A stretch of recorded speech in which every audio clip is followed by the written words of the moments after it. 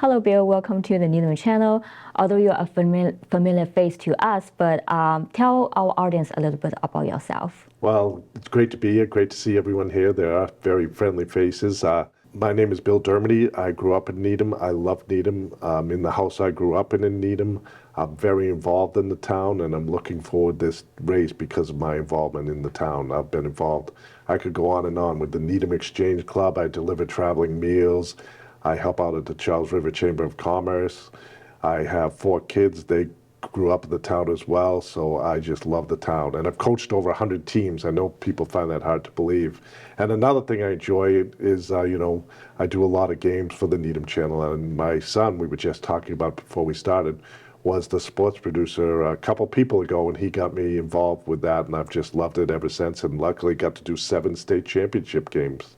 And you're very actively involved in town boards and committees. Can you tell me a little about that too? Oh, wow. I don't know where to begin. I started when I was 20 years old. I ran for town meeting and luckily got elected to town meeting. So I've been involved with town meeting for a very long time. One of the first committees I was on was, we laugh about it because the acronym is SWDRAC, which is the Solid Waste Disposal Recycling Advisory Committee. And I was back when they started the yellow bags. Not everyone loves those yellow bags, but that's when we kind of started. The new recycling and transfer station was getting up and transferring from a dump to that. So that was a very interesting process. Then I was on the Memorial Park Trustees, and then I was on Park and Rec, and now I'm back on the Memorial Park Trustees. I also have involved with the Economic Development Committee for the town, so I'm very involved when Needham 300 happened. It's hard to believe that was 2011, 13 years ago. So anything that's happening in town, I've been involved with. And one thing that was fun, the Olympics are going on right now. When Allie Raisman won her gold medal, she came back to the town and we had a parade. So Kate Fitzpatrick, the town manager, called us up in the Exchange Club and said, "You guys are great job running parades, so can you help us run this parade for Allie Raisman?" So that was a fun event. And what do you do for a job? What's your profession? So my job is, I am manager of the Berkshire Hathaway Home Services Commonwealth Real Estate office here in Needham. Prior to that, I was with Caldwell Banker, so I've been very involved in the real estate community in Needham, and I also manage our Dover office, so I'm very familiar with Dover. And I, at one point back in the day, as they say, I managed a Medfield office for the Wolf Company, so the 3 towns that in the district I am familiar with, and I manage them. And as a realtor, also I have been involved with the legislator because the realtor organization has liaisons who work with the legislators. So Denise Garlick, our current legislator, whose seat is being vacated, and that's why I'm running for it. I was her liaison at the state level, and then at the national level, I was a liaison for Jake Auchincloss, and that's great because I have a lot of experience dealing with the legislator and dealing with the bills in legislation. What do liaisons do? So we talk to the legislators about which bills we like, and sometimes we don't like a bill. So we advocate, and we don't advocate on a Republican side or a Democratic side. We advocate what's best for private property rights. For example, a while back, they wanted to do some energy scoring, and we're all in favor of, yes, we should save energy, and I'm a big climate change believer, but they wanted to put scores on a home. So if you lived in a home, they would put a score on, like A, B, C, or D. And my brother lives in a home here in Needham, and he lives by himself. I love him, but he likes to not turn up the heat. So he keeps the heat at 65. And he doesn't use a lot of energy because he goes to a summer house. So that house does not use a lot of energy because he does that, so we'll get an A. If I moved in there with 4 kids, that use more, and we all have computers and they take more showers, and I like the heat a little warmer, so I would use more energy, so I would get a score maybe of a C. So we thought, how is that fair? So we worked with them, and we're trying to work with them to come up with a better scoring system. Like, let's look at, do they have insulated windows? Do they have solar energy? Do they have electrical energy? Let's look at the attributes of that house. Is a better way to score it than just looking at energy consumption. What are the other bills or legislations like you have lobbied on, or lobbied for or against? So just recently, the Realtor Association is going through some changes where you now have to have a buyer contract. Usually you just have a seller's contract, and the buyers, we represent them, but it gets paid out of the transaction. Now buyers are going to have contracts.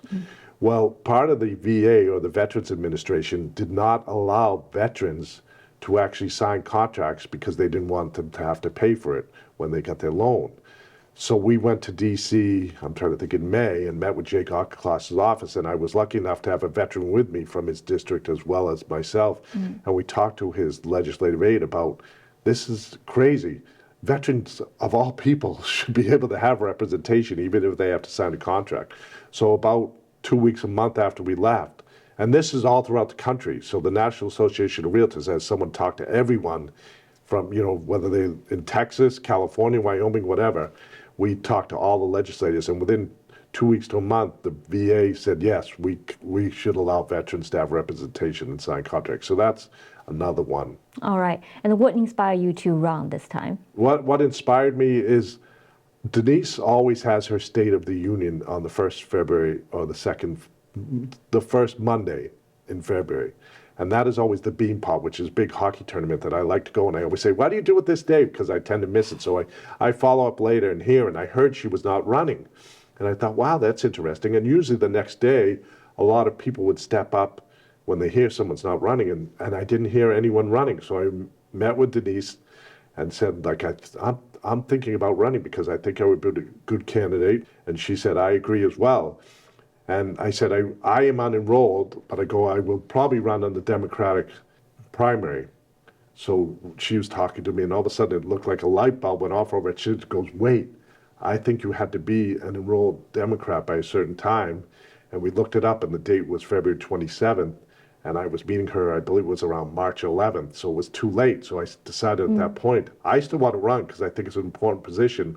So I decided I will run as the unenrolled candidate. And I believe we should do what's right, not always what a party says. And, instead of doing let's do what's right or wrong and not what's Republican or what's Democrat. I want to be the independent voice, give you an independent choice with an independent voice. What are the qualities that you think can make you the best candidate? So as I said, all my working throughout the town of Needham, I think I've been on a lot of, I also have been on, the community center study committee, a lot of study committees, a lot of things, and I help people build consensus, and I think I'm level-headed and smart and I hate what's happening in the world today where everyone is so, you don't believe you and you don't believe me, they get so angry at each other. My thing is, okay, we can agree to disagree, but let's try and work it out and come to a consensus. So I think I'm a good consensus builder. And as I said, I've worked with the Charles River Chamber of Commerce, so I work with businesses as well to try and see how can we help our businesses as well, and my legislative experience that I've talked about, knowing what happens up on Beacon Hill and on Capitol Hill. And what are the top issues you want to address if elected? Being a realtor, housing is very important to me. And, this town has become very expensive, and I'd like to see, it's hard my kids can't live here. So how can we help the housing become more affordable? What can we do? And it's not just a Needham problem, it's a Commonwealth of Massachusetts problem, as you can see, and there's a lot of talk about that at the legislature. So we have to look at what the best policies are to help people, when Needham does not have a lot of land, and maybe Needham isn't the place where everything's going to become affordable, although the MBTA Communities Act is working towards that so there can be more housing. It's basically, I was an economics major, and it's basically supply and demand. So that's very important to me. The other issue is climate. Climate is so important because I have a 1-year-old grandson, and I want him to be able to live for a long time and enjoy the nature's beauty and not have it destroyed by us destroying the climate, The other thing is, I mentioned I hate the hate that's going on there, especially I'm seeing a lot more anti-Semitism. I hate that there's any anti-Semitism or hate against anybody. We should all, we should all be able to get along and not be so divisive, especially, I feel like in national politics, they're just, especially in the national campaigns, they're just so angry at each other's side. I just don't understand that. Are there any proposal you want to share with us regarding addressing some of the concerns that you just mentioned? So we have to, I don't have a specific thing that's going to solve the housing problem, but we have a lot of great minds in the Commonwealth of Massachusetts. I think we got to lean on them and talk to them. What policies, what procedures can we come up with that will make it more affordable. And it's obviously you have to build more because of supply and demand. But what is the best way to build it? Is the best way to build it is using the MBTA Communities Act and rezoning so you can build things? Is that going to solve the problem? I'm not sure it's going to. But what can we do? I don't know the specifics yet, but I'm hoping when I get to the State House, we can use these very smart people that are in the Commonwealth to help us come up with those policies. Also about climate, we've done a lot of climate things in Needham to change things. We just passed things about banning, plastics and things like that. So what other things might we be able to do? And like, and one of the things they excluded was water bottles. Well, let's take a look, because stores sell a lot of water bottles, right? And the community didn't like it, so I think, okay, that was good to him, but that doesn't mean we should forget about it forever. And the problem is that water bottles are so cheap to make, where there's boxed water now, but that's more expensive. And if you could put water, I think at the Charles River Chamber, they just had, I was talking to Heidi Frail, and she said they have water in a can. But how much more expensive is that? And if it's not that much more expensive, then can we do something with something like that, And why do you say that the MBTA Communities Act might not be able to help? Because the rezoning is not going to, so if someone builds something and there's more two families and there's more housing, is it going to be cheaper though? Is it going to be less expensive? It might be a little less expensive, but it's still going to have, be not really affordable for people. And they want it so, like, where I was out somewhere the other night and they didn't have enough workers. And then how can we get workers that could take the train to Needham that work here, but maybe they could take the train to Needham and actually live here, if we have some more housing. But how do we get that so it's affordable for people who aren't making the high incomes? Because the blue collar is so important to our community to keep things running. The service workers, the food establishments, when you go to them, they're all dying for help, And in Needham, the past town meeting, there was a Warren article that originally tried to ban the water bottles, but at the last minute it withdrew it. Which I think was right at the time, because there needs to be more research. Restaurants, you go in for a slice of pizza and you want to get the water bottle, but you can't sell them the water bottle anymore.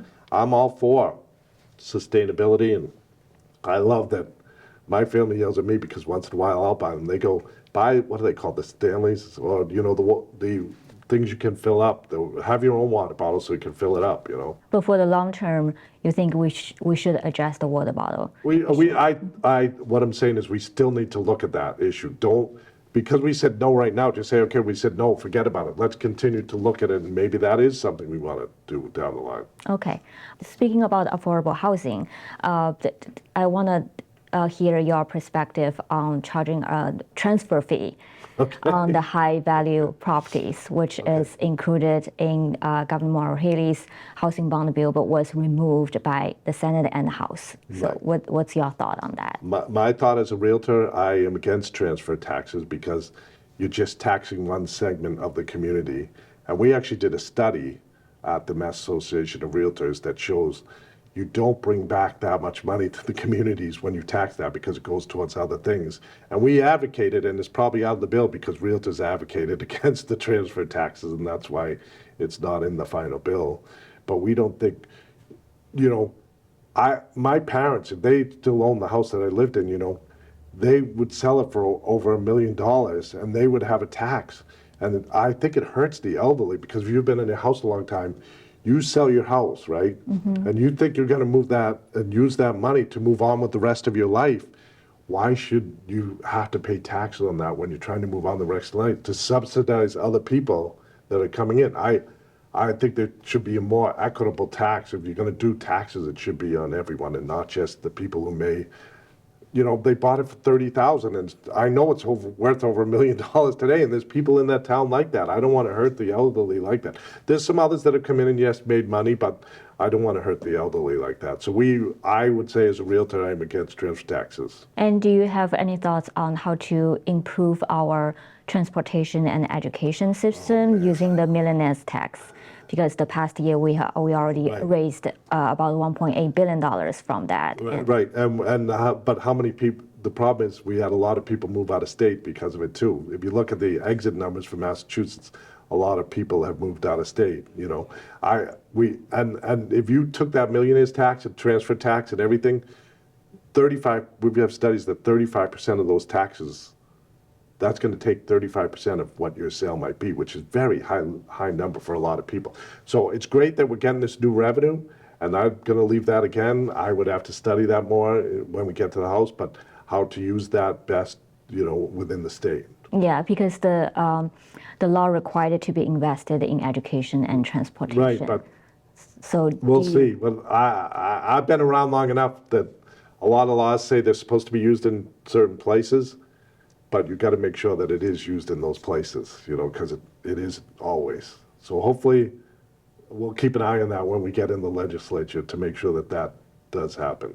Anything else you want to share with the audience regarding your candidacy? No, I mean, I think my record speaks for itself. Anyone you talk to can say, I love this community. I love serving, the community. And most of the things I do, 100% I would say I don't get paid for.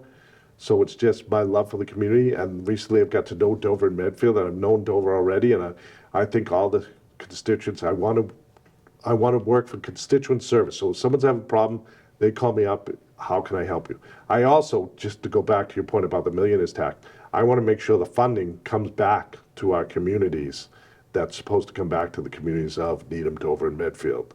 And then my final thing is I want to do policies at a state level that are best for the Commonwealth of Massachusetts and its population. Okay, all right. Thank you, Bill, for coming and talking to me today, and I wish you good luck. Thanks very much.